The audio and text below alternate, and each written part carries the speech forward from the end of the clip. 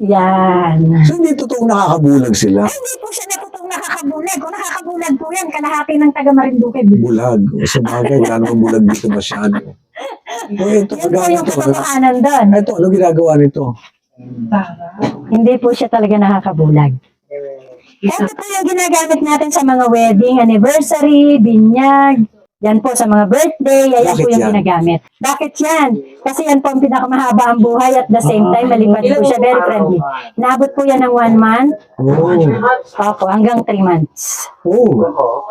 Longevity niya. Siya pala Depende po sa kanya pagkain. Yan ang mito sa Pag pinapakain po ng mga... Nung pinapakain po ng... Yan. Si Mito, pagka matanda ka na, di ba? Si Mito sa Kaya yung mga senior citizen natin, yan ang inaalagaan kasi madali lang siyang gawin. Hindi pa siya mabigat. Hindi sila magbubuhat ng pagkabigat-bigat. Ano lang drama nila? Yun lang, gugupit lang sila ng paano mahuhulihin mga yan? halaman. Ipapakain nila kagaya ng ginawa ko doon. Pero kung ayaw naman nilang mahirapan, idinedirekta nila yun sa tanim.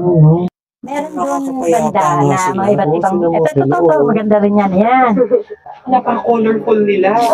Meron dito, ito. Ay, Kasi mo, gandang tingnan, liparan na liparan ng mga puta, ay tumigil. Ay, ayun, ganda mo sa ito puti, ito. Parang papel. Ayan yung matagal ng buhay. Ginagamit yan sa mosaic. Pansin niyo yung mosaic dun sa labas?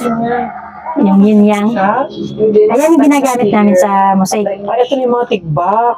Yung mga tegi na. Tapos na buhay niya, ganyan sa maliit. Ito yung ginagamit naman sa frame. Magkano po usually yung ganyan pag binibenta natin? 10 pesos pa. Pero pag buhay, Pareho lang.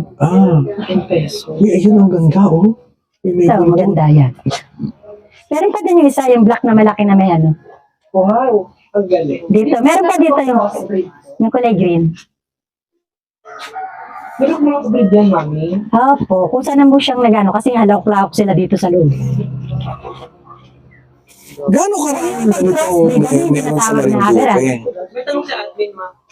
Gano'ng karaming ganitong butterfly, ang tawag ba dito? Butterfly? Farm. Dito po sa Marinduque po ay 12 po kami na 13 po na permittee sa buong Marinduque. Pero parang 12 lang po kaming active.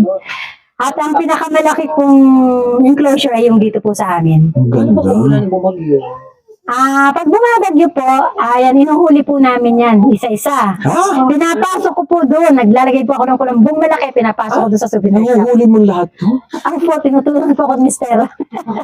Ay, Pag bumabagyo, po kasi yung net namin na nawawasak. So, kawawa naman din sila. Tapos, yung katanungan mo kanina, paano po sila pinapaitlog, di ba? Ang ganda, boss, ganda itsura. Ito po yung katanungan mo kanina, paano pinapaitlog. Ito na po yung kanyang paitlogan. Ayan na po yung mga eggs. Ito naman po yung iba. Kasi depende po sa species po eh. Yung iba ay umitlog sa host plant nila. Gusto nila sa mga ugat-ugat. Kim! Ano ba, Kim? ang ganda. Wala to, guys. Mas meron din mga kalibos. Ayun, ito yung isang maganda naming butterfly. Yung kanina yung kulay green. Tinatawag ka picture mo kung saan Ang ganda. Ito. Ito, Daming butterflies. My God. ito yung isa sa magandang butterfly natin. Green yung likod. Liparan sila na liparan. Walang katapusan.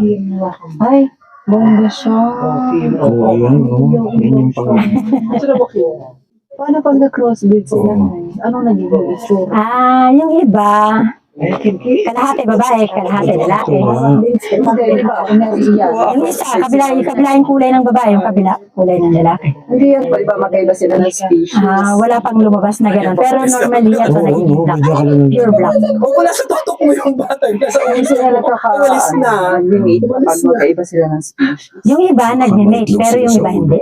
Oo, may buntot. Kulay green po yung likod niya. Ayun siya.